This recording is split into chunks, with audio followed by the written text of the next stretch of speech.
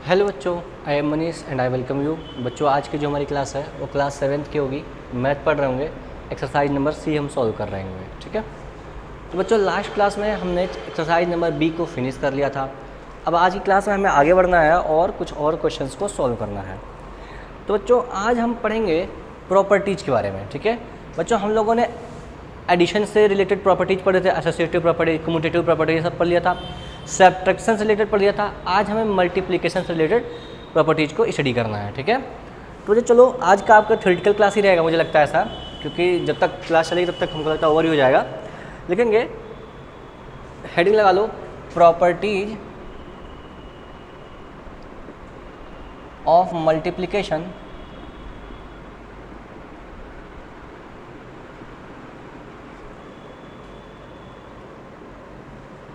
Of integers. ठीक है, integers के मल्टीप्लिकेशन का प्रॉपर्टीज, क्या क्या प्रॉपर्टीज होते हैं। पहले तो बच्चे मुझे ये बताओ कि इंटीजर क्या होता है। मैंने आपको बताया था कि अगर मान लो आप कोई नंबर लिख देते हो, ठीक है, और उसके अपान में आप 1 लिख सकते हो, और 1 लिख सकते हो तो लिखने की ज़रूरत नहीं है। बात समझा गई? तो ये हमारा एक इंटीजर वैल्यू हो गई। क्या हो गई? इंटीजर वैल्यू हो गई। जैसे मैं लिख दूँ 1/2, तो बच्चों ये 2 है, ये 1 तो है नहीं, ये 1 तो है नहीं, तो बच्चों ये आपका इंटीजर नहीं है, ये इंटीजर नहीं है, ये एक फ्रैक्शन है। बात को समझिए। तो अगर मैं एक यहाँ पे वैल्यू लिख दूँ 3, तो बताओ बच्चे ये 3 हमारा क्या है? ये 3 हमारा एक इंटीजर है कि नहीं है? एक इंटीजर है, क्योंकि आप इसके अपॉन में 1 लिख सकते हो।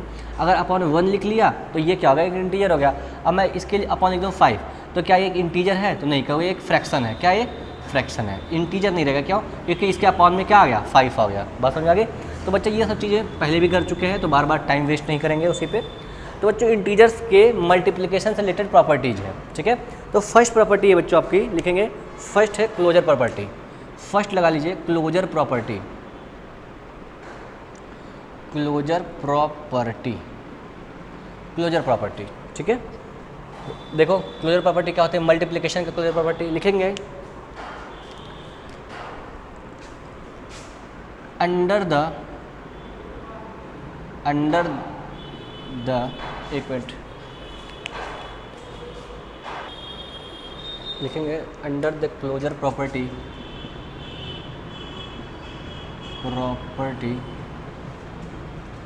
कॉमा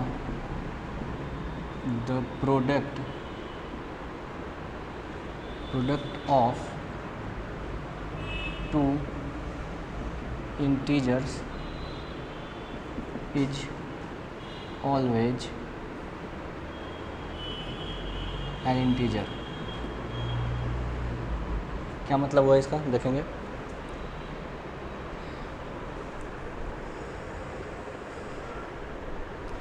जैसे मैं बताता हूँ। जैसे अगर आप एग्जांपल लेंगे इसका, ये 5 क्या है? एक इंटीजर है। ये क्या है बच्चों? एक इंटीजर है, INTEGER, इंटीजर। अब इसका मल्टीप्लाई आप कर लीजिए -1 में। -1 बच्चों एक इंटीजर है, भले निगेटिव है लेकिन है तो एक इंटीजर है। तो एक इंटीजर का मल्टीप्लाई एक इंटीजर में करेंगे बच्चों, एक इंटीजर की मल्टीप्लाई एक इंटीजर में करेंगे तो आपको जो वैल्यू मिलेगा कितना मिलेगा? -5। तो -5 भी क्या होगा? एक इंटीजर ही होगा, एक इंटीजर ही होगा। चाहे आप एक पॉजिटिव इंटीजर लीजिए, एक नेगेटिव इंटीजर लीजिए, मल्टीप्लाई करके जो आएगा वो भी एक इंटीजर होगा। एक और एग्जांपल, जैसे मैं कहता हूँ -7 इंटू -8 इक्वल टू क्या है बच्चों? तो कहेंगे -7 क्या है? एक इंटीजर है। -8 क्या है? ये भी एक इंटीजर है। अब इसका मल्टीप्लाई करेंगे बच्चों, प्लस जो है 56 आएगा, ये भी क्या होगा बच्चों? एक इंटीजर ही होगा, एक इंटीजर ही होगा। बात समझ आ गई? तो बच्चों बात का ध्यान रखेंगे, अगर एक पॉजिटिव ले लें एक नेगेटिव ले तब भी आएगा वो इंटीजर ही होगा, दोनों नेगेटिव ले लें तब भी इंटीजर ही आएगा। अगर मैं एक एग्जांपल और ले लूँ, जैसे मैं कह दूँ 6 इंटू 5 क्या हो जाएगा बच्चों? 30 हो जाएगा। तो 6 इंटू 5 ये भी एक पॉजिटिव इंटीजर है, ये भी एक पॉजिटिव इंटीजर है। अब इन दोनों को मल्टीप्लाई करेंगे तब भी एक इंटीजर ही मिलेगा, ये भी क्या होगा? एक इंटीजर ही होगा। बात समझ आ गई? तो इस प्रकार बच्चों आपको समझना होगा कि अगर हम 2 इंटीजर्स की मल्टीप्लाई करते हैं तो हमें तीसरा जो आंसर मिलेगा वो भी एक इंटीजर होगा। इसी को बोलते हैं क्लोजर प्रॉपर्टी। बात समझ आ गई? तो बच्चों आप इसे नोट कर लीजिए।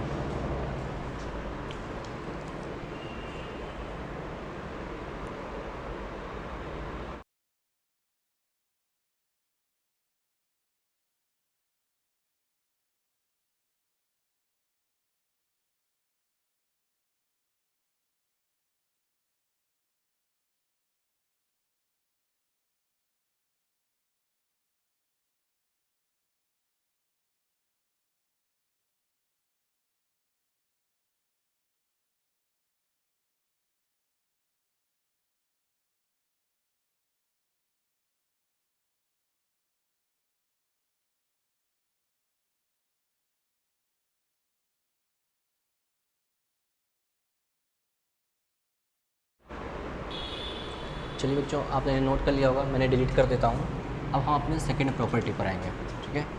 अब हम अपने सेकंड प्रॉपर्टी पर आते हैं।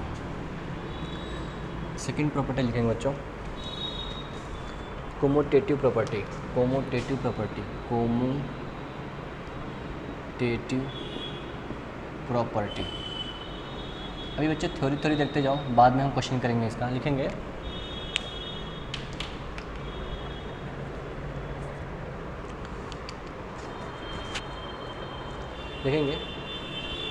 Multiplication is commutative for integers, which means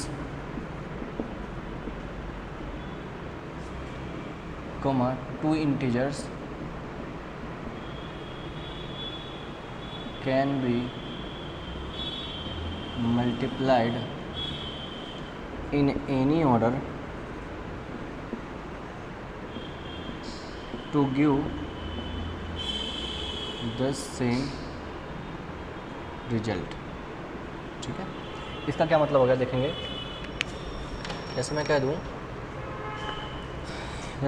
कि 2 × 5 क्या आएगा बच्चों, आपका आएगा, थोड़ा सा इधर लिखता हूँ ताकि 2-3 एग्जाम्पल हो जाए। 2 × 5 क्या आएगा बच्चों, 10 आएगा, ठीक है। अब मैं कह दूं कि 5 × 2 करने पे क्या रिजल्ट आएगा, तो आप कहेंगे सर 5 × 2 करेंगे तब भी 10 रिजल्ट आ रहा है। मतलब कि ऑर्डर को हमने चेंज कर दिया मल्टीप्लिकेशन में, लेकिन रिजल्ट पे कोई डिफरेंस नहीं आया। हमने ऑर्डर को चेंज कर दिया लेकिन रिजल्ट में कोई डिफरेंस नहीं आया। एक और एग्जांपल ले लेते हैं, ठीक है। जैसे 3 × -5 कितना है बच्चों, -15। और फिर मैं कह दूँ -5 × 3 कितना है बच्चों, -15। तो इसका मतलब ये है कि हमने जब 3 का मल्टीप्लाई -5 में किया तब भी हमको -15 रिजल्ट मिल रहा है। जब -5 का मल्टीप्लाई हम 3 में करें तभी हमको कितना मिला, -15 मिल रहा है। मतलब कि इनके ऑर्डर को हमको रिवर्स कर देने पे, चेंज कर देने पे हमारे रिजल्ट पे कोई भी फ़र्क नहीं पड़ रहा है। एक और एग्जांपल जैसे कह दें -10 × -6 कितना है बच्चों, +60 आएगा, ठीक है। अब इसको कहते हैं -6 × -10, ठीक है। क्या आएगा बच्चों, तब भी +60 आएगा। तो हमने पहली बार 10 को यहाँ रखा था, फिर हमने 10 को यहाँ रख लिया, फिर एक बार 6 को यहाँ रखा, 6 को यहाँ पे कर लिया। हमने ऑर्डर को चेंज कर दिया, फिर भी हमारा रिजल्ट पे कोई फ़र्क पड़ रहा है नहीं, हमारा रिजल्ट फिर भी क्या आ रहा है, सेम ही आ रहा है। बात समझ आ गई। तो ये है बच्चों हमारा आंसर। तो बच्चों कम्यूटेटिव प्रॉपर्टी में आपको बात समझनी होगी कि अगर 2 इंटीजर्स का हम मल्टीप्लाई करते हैं, किसी भी ऑर्डर में मल्टीप्लाई करें तो हमारे रिजल्ट पर कोई असर नहीं पड़ेगा, हमारा रिजल्ट जो होगा वो सेम टू सेम होगा। बात समझ आ गई, आप इसे भी नोट कर लीजिए।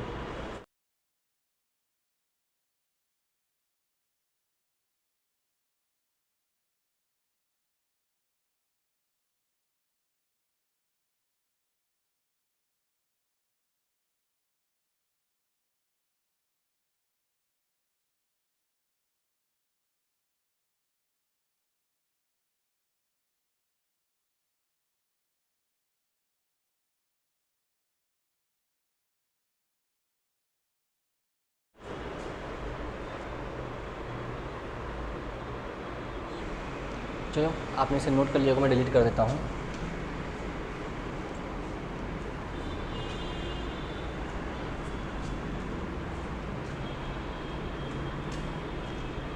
चलो देखो, थर्ड लिखेंगे मल्टीप्लिकेशन बाय 0। थर्ड लिखिए मल्टीप्लिकेशन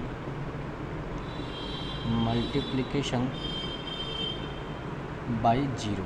इसका क्या मतलब हो गया, इसका मतलब ये हो गया मेरे बच्चों कि अगर आप किसी भी नंबर का मल्टीप्लाई 0 में करेंगे तो रिजल्ट क्या होगा, देखते हैं। जैसे बच्चों देखो, अगर मान लो आप किसी नंबर का मल्टीप्लाई 2 × 1 कर रहे हो तो रिजल्ट क्या आता है, 2 आता है, सॉरी रिजल्ट क्या आएगा, 2 आएगा। मतलब कि आप किसी नंबर में 1 की मल्टीप्लाई कराओगे तो सेम नंबर मिलता है। लेकिन जब आप 2 की मल्टीप्लाई 0 में कर रहे हो, मतलब 2 को कितनी बार काउंट करना है, 1 बार काउंट करना है। 2 को 1 बार काउंट करना है, इसका मतलब 2 आएगा रिजल्ट। और 2 को अगर हमको 0 बार काउंट करना हो, 2 को अगर 0 बार काउंट करना हो तो 2 को 0 बार काउंट करोगे तो 0 ही तो आएगा रिजल्ट। बात समझ आ गई। अब एक बात समझना कि अगर आप किसी भी इंटीजर को या फिर किसी भी नंबर को अगर आप जीरो से मल्टीप्लाई कर रहे हैं बच्चों, तो हमारा रिजल्ट क्या आएगा, जीरो ही आएगा। जैसे मैं कह दूँ -5 इंटू जीरो, क्या रिजल्ट आएगा बच्चों, जीरो। -2 इंटू 3 इंटू जीरो, क्या आएगा बच्चों, जीरो, क्योंकि यहाँ पर मल्टीप्लाई, यहाँ भी मल्टीप्लाई है, और इन दोनों में आप अगर जीरो को मल्टीप्लाई कर रहे हैं तो आपको रिजल्ट क्या मिलेगा, जीरो मिलेगा। तो बच्चों आप एक लिख लेंगे यहाँ पे, if we multiply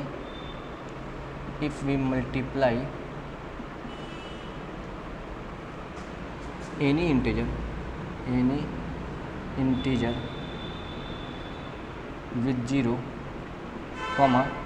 we get 0 as result।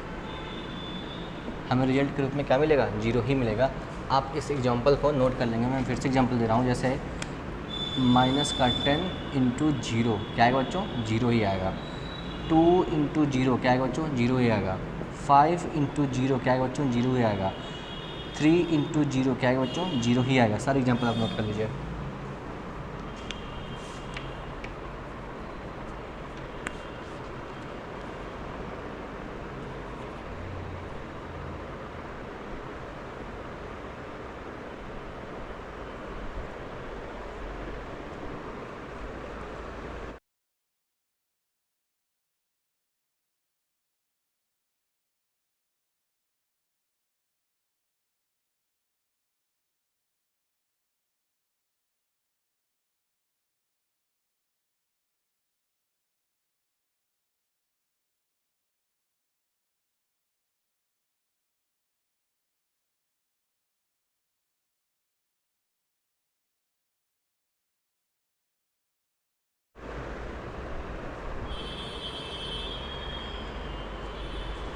चलो बच्चों, मैंने डिलीट कर देता हूँ। 4th नंबर लिखेंगे बच्चों। 4th नंबर लिखेंगे मल्टीप्लिकेटिव आइडेंटिटी।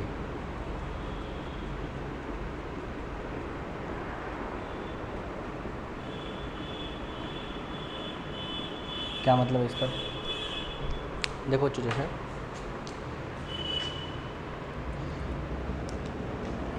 जैसे देखो, अगर मैंने बताया मैं अगर 2 का मल्टीप्लाई बच्चों 1 में कर रहा हूँ तो हमें रिजल्ट कितना मिलेगा, 2 ही मिलेगा।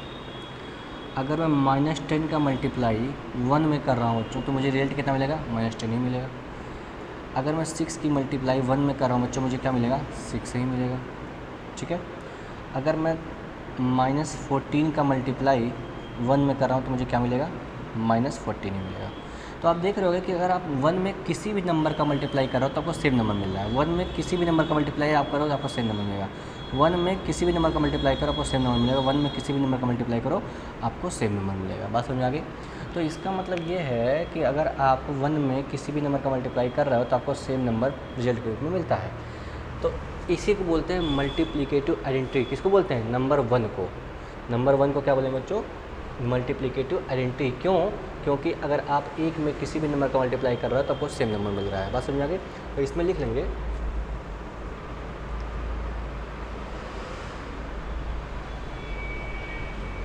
लिख लो, अकॉर्डिंग मल्टीप्लिकेटिव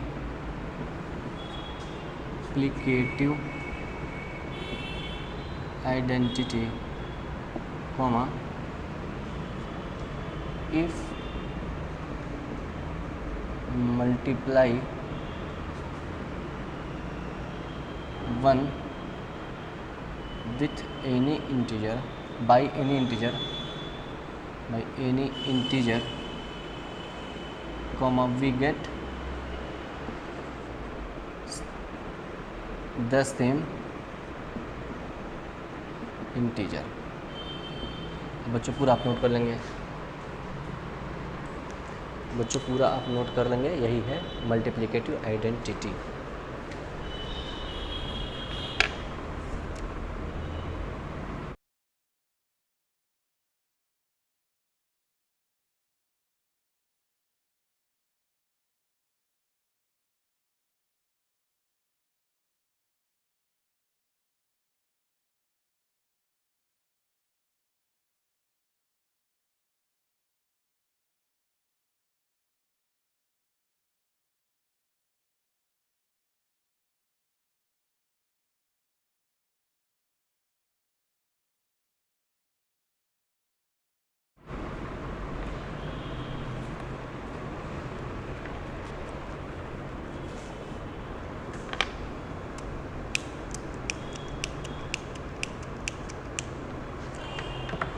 चलो बच्चों अपने से नोट कर लिया होगा।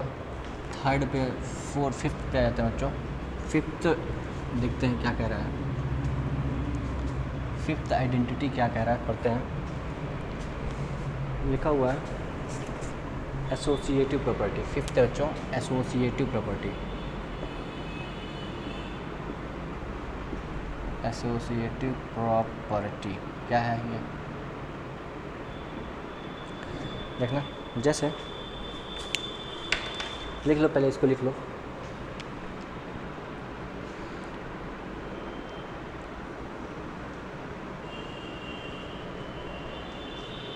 If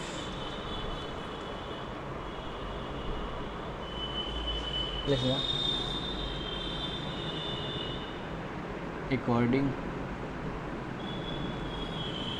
according to associative property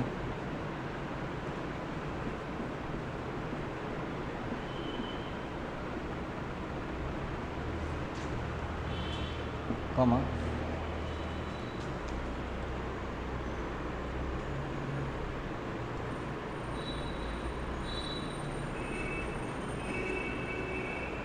we can multiply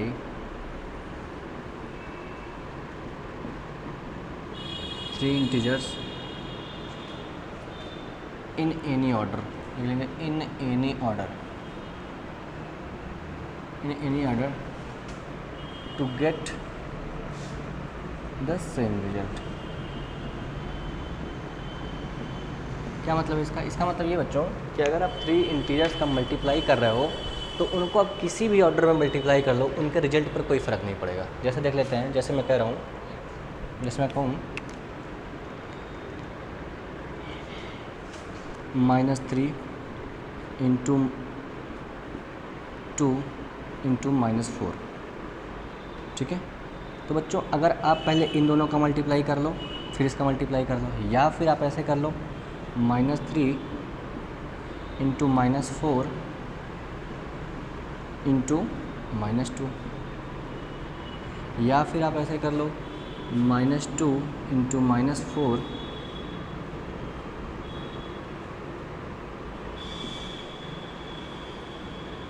into -3। Sorry बच्चों, ये 2 के साथ माइनस नहीं है, 2 के साथ माइनस नहीं है, ठीक है। चलो देख लेते हैं रिजल्ट सेम आता है क्या। तो बच्चों अगर आप इन दोनों को मल्टीप्लाई करोगे तो माइनस माइनस की मल्टीप्लाई क्या हो जाएगी बच्चों? प्लस हो जाएगी। माइनस और प्लस की मल्टीप्लाई क्या होगी? तो होगा सर माइनस होगी। 3 2 जा 6 इंटू -4, ठीक है। 3 2 जा कितना जाएगा? प्लस का 24 आ जाएगा, ठीक है। इधर भी देख लेते हैं, इधर भी देख लेते हैं। माइनस माइनस क्या हो जाएगा बच्चों? प्लस हो जाएगा। 3 4 जा 12 इंटू 2 कितना है बच्चों? प्लस का 24 ही आया। देखो इस पर भी आ जाओ बच्चों, -8 इंटू -3 कितना है बच्चों? प्लस का 24। बच्चों रिजल्ट में कोई भी चेंज नहीं है। आपने देखा कि एसोसिएटिव प्रॉपर्टी में क्या होता है कि अगर आप 3 इंटीजर्स का मल्टीप्लाई कर रहे हैं तो अपने किसी भी ऑर्डर में मल्टीप्लाई करें, आपका रिजल्ट क्या होगा? सेम ही सेम होगा, कोई डिफरेंस नहीं आएगा, ठीक है। तो बच्चे आप ये नोट कर लीजिए।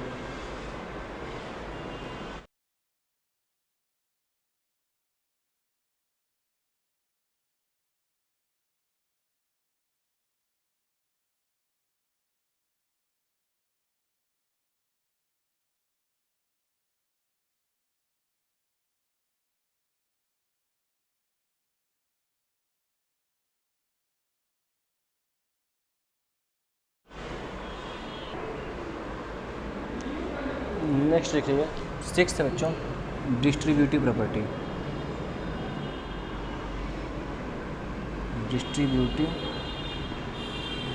प्रॉपर्टी क्या होता है? डिस्ट्रीब्यूटिव प्रॉपर्टी देखिए, जैसे देखिए लिख लेंगे multiplication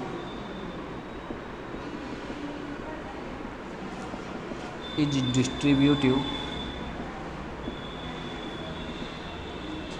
over addition and subtraction.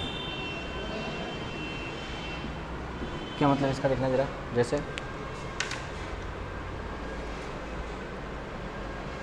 कह रहे हैं, जैसे मतलब मैं कह दूँ मुझे -2 का मल्टीप्लाई करना है बच्चों 4 + 5 में, ठीक है।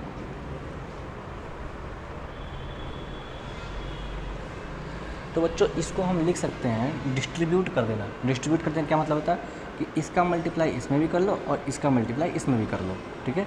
तो क्या लिखेंगे -2 इंटू ये प्लस का 4 है, बीच में प्लस का साइन है, और फिर इंटू -2 इंटू 5, यही तो होगा। तो कहेंगे -4 × 2 = 8 प्लस -10, यही तो होगा, इक्वल टू -8। अब ये सब आप पढ़ चुके हैं। -10 कितना है बच्चों? -18 आएगा इसका आंसर, ठीक है। आप यहाँ से भी चेक कर सकते हैं। 5 4 9, 9 इंटू -2 कितना आएगा? -18। वन मोर एग्जाम्पल, जैसे -3 का मल्टीप्लाई बच्चों आप कर रहे हैं 4 + 11 + 5 में, ठीक है, 11 + 5 में। तो बच्चों 3 का मल्टीप्लाई 11 भी करेंगे, 3 का मल्टीप्लाई 5 में भी करेंगे, ऐसे भी कर सकते हैं। तो 3 × 11 + 3 × 5, बात समझ आ गई? कितना होगा? 33 + 15 कितना है बच्चों? 48 आ जाएगा। बात समझ आ गई? कितना है आंसर? 48। ऐड कर लो 16 3 × 48। देखो बच्चों आंसर में कोई फ़र्क नहीं पड़ा, आंसर हमारा सेम है, ठीक है। तो बच्चों इसे भी आप नोट कर लेंगे। चलिए बच्चों, तो आप ये नोट कर लीजिए, फिर हम आगे बढ़ते हैं।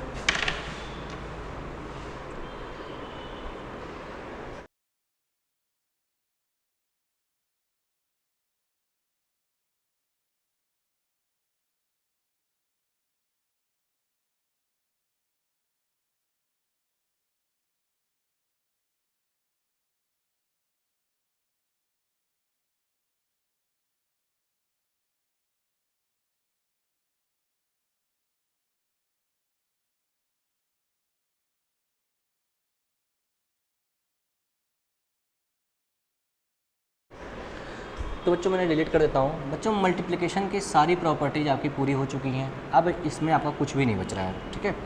अब आपका इसमें कुछ भी नहीं बच रहा है और आपको टेंशन लेने की ज़रूरत नहीं है। ये आपका ओवर हो चुका है बच्चों। आपने, मुझे उम्मीद है, सब कुछ नोट कर लिया होगा। अब हम आगे बढ़ते हैं, ठीक है। अब लिख लो मल्टीप्लिकेशन ऑफ इंटीजर्स, हेडिंग लगाओ। अब बच्चों अपने एक्सरसाइज नंबर सी पर आ रहे हैं, ठीक है। Multiplication of integers, multiplication of integers, multiplication of integers. क्या होता है मल्टीप्लिकेशन ऑफ इंटीजर्स? बच्चों जैसे मैंने तो बता दिया मल्टीप्लिकेशन कैसे करते हैं, ठीक है। तो बच्चों अब एक बात और जान लो, जैसे अगर 2 पॉजिटिव इंटीजर्स हैं, जैसे मैं कह दूँ 3 × 5, तो बच्चों को पता है कि यहाँ भी प्लस का साइन है और यहाँ भी प्लस का साइन है। तो बच्चों जब 2 नंबर्स का मल्टीप्लाई होता है तो उससे पहले उनके साइंस का मल्टीप्लाई होता है, उनके साइंस का मल्टीप्लाई होता है।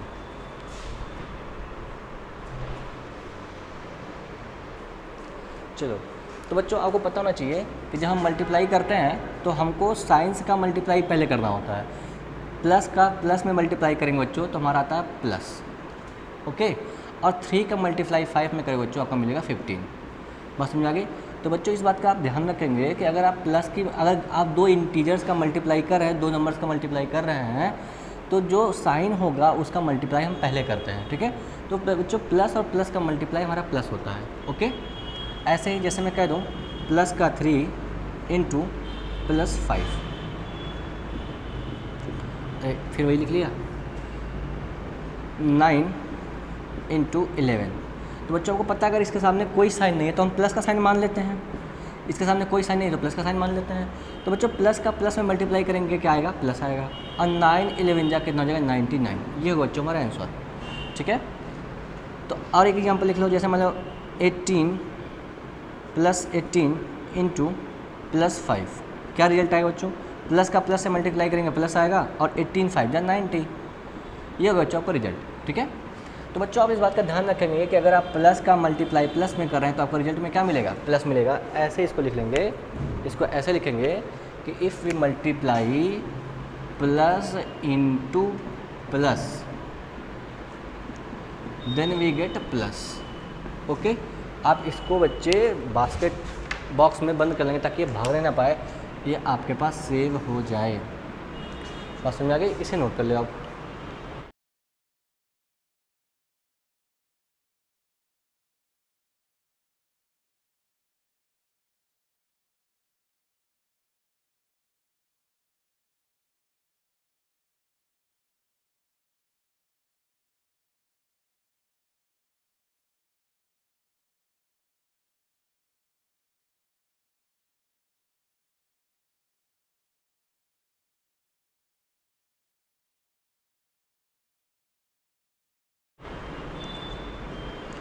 ठीक है, इसे भी बच्चों आप नोट कर लो।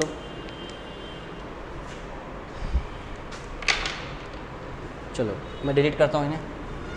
One more question we have to solve, let's go. चलो मुझे ताम झाम समझने की ज़रूरत नहीं है, जो समझा रहा हूँ वो समझते जाओ। फिर सेकंड पे आ जाओ। अगर बच्चों मैं 2 नेगेटिव्स का मल्टीप्लाई करूँ, जैसे -3 इंटू -5, बच्चों यहाँ पे अब साइन दे रखा है, ये भी माइनस है, ये भी माइनस है, ठीक है। तो बच्चों आप क्या करेंगे, पहले साइन, मैंने बताया कि जब 2 इंटीजर्स का मल्टीप्लाई आप करेंगे तो पहले उनके साइंस का मल्टीप्लाई होगा। तो बच्चों ये भी माइनस, ये भी माइनस, तो क्या करेंगे, माइनस माइनस का मल्टीप्लाई क्या हो जाएगा बच्चों, प्लस हो जाएगा। और 3 इंटू 5 का मतलब हो जाएगा बच्चों 15, क्या हो जाएगा 15। बस समझ आ गई। 3 इंटू 5 का मल्टीप्लाई करेंगे बच्चों क्या आएगा, प्लस का 15 हमारा रिजल्ट आ रहा होगा, ठीक है। देखो माइनस माइनस का मल्टीप्लाई बच्चों क्या होता है, प्लस होता है। अब इसका भी ध्यान रखेंगे। फिर एग्जाम्पल, -8 इंटू -9। तो बच्चों पहले बताया मैंने, पहले माइनस का मल्टीप्लाई करेंगे, माइनस इंटू माइनस क्या हो जाएगा बच्चों, प्लस होता है। और 8 9 जा कितना हो जाएगा, 72 हो जाएगा। बात समझ आ गई बच्चों। चलो वन मोर एग्जाम्पल। अगर बच्चों -10 का मल्टीप्लाई आप -11 में कर रहे हैं तो माइनस माइनस क्या हो जाएगा बच्चों, प्लस हो जाएगा। माइनस इंटू माइनस क्या हो जाएगा बच्चों, प्लस हो जाएगा। और 10 इंटू 11 क्या होगा, 110। ये होगा बच्चों का टोटल सोल्यूशन, ठीक है। तो बच्चों अब इसमें आपको प्लस लिखने की ज़रूरत नहीं होती है, ये बात ध्यान रखना। अगर प्लस आप नहीं लिखोगे तो भी कोई दिक्कत नहीं है, आपका आंसर फिर भी सही है, ठीक है। नोट कर लो इसे। तो हाँ एक बात भूल गए बच्चों, तो आप यहाँ पे नोट करेंगे, यहाँ पे नोट करेंगे कि माइनस इंटू माइनस क्या हो बच्चों, प्लस होता है। इस बात को भी आप बॉक्स में बंद कर लेंगे ताकि ये भागने ना पाए और आपको हमेशा के लिए बात याद रह जाए। इसे भी बच्चों बॉक्स में बंद कर लो।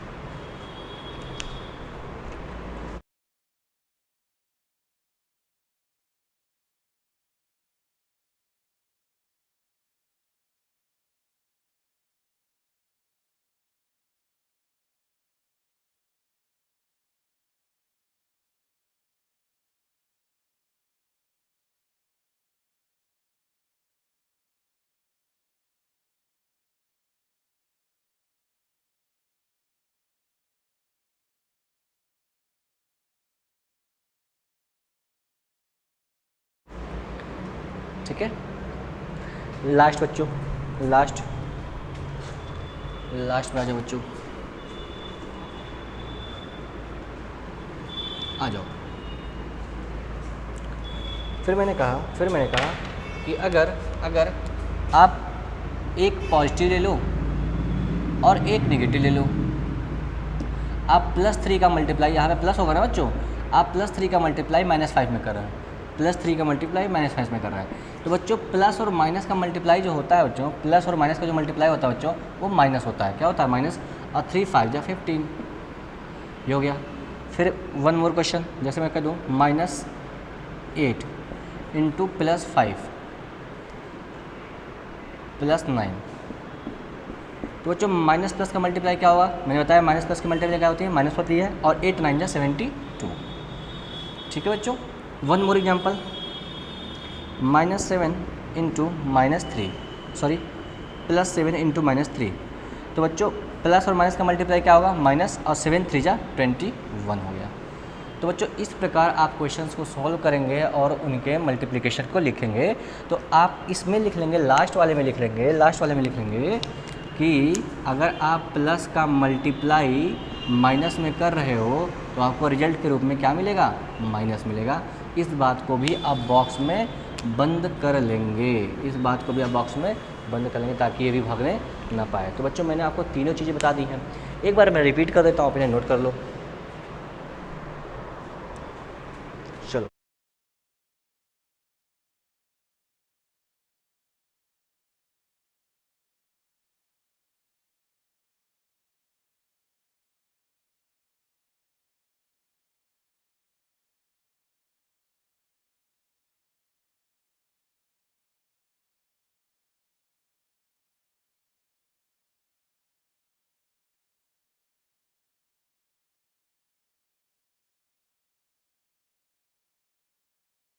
चलो मैं डिलीट कर देता हूँ, आपने नोट कर लिया होगा।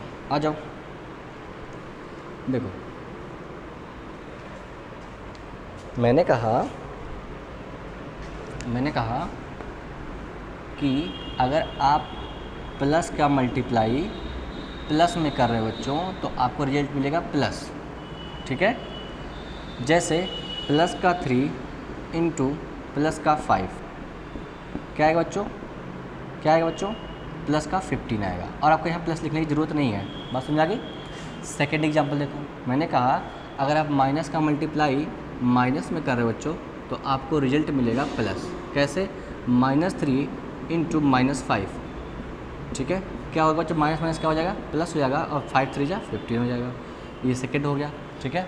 फिर मैंने थर्ड बताया कि अगर आप प्लस का मल्टीप्लाई माइनस में कर रहे हो तो आपको रिजल्ट क्या मिलेगा, माइनस मिलेगा। जैसे +3 का मल्टीप्लाई बच्चों आप -5 में करेंगे तो आपको प्लस माइनस का मल्टीप्लाई माइनस, और 5 3 जा 15, ये होगा आपका आंसर। बात समझ आ गई। तो इस प्रकार बच्चों आपका ये जो कॉन्सेप्ट था ये क्लियर हो जाना चाहिए, क्लियर हो गया होगा, ठीक है। तो बच्चों आप इसमें क्वेश्चन नंबर फर्स्ट को एक्सरसाइज 1 में इवेल्युएट द फॉलोइंग, इसको बच्चों सॉल्व करने की कोशिश करेंगे,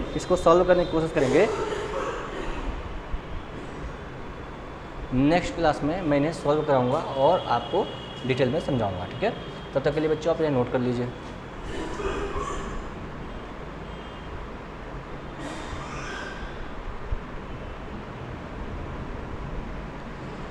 तो चलिए बच्चों मिलते हैं नेक्स्ट क्लास में हम और भी चीज़ें पढ़ेंगे, ठीक है। जो चीज़ें हमने पढ़ रखी हैं उन्हें आप रिवीजन करते रहिए, ठीक है। नेक्स्ट क्लास में जो चीज़ें इसमें बाकी रह गए उन्हें हम आगे पढ़ लेंगे, ठीक है। तब तक के लिए बच्चों अपना ख्याल रखिए और अपने स्टडी को आगे बढ़ाते रहते हैं, क्योंकि बच्चे बाहर स्थिति बहुत ख़राब है और आपको घर में रहना बहुत ज़रूरी है, ठीक है। तब तक के लिए अपना ख्याल रखिए। Good bye.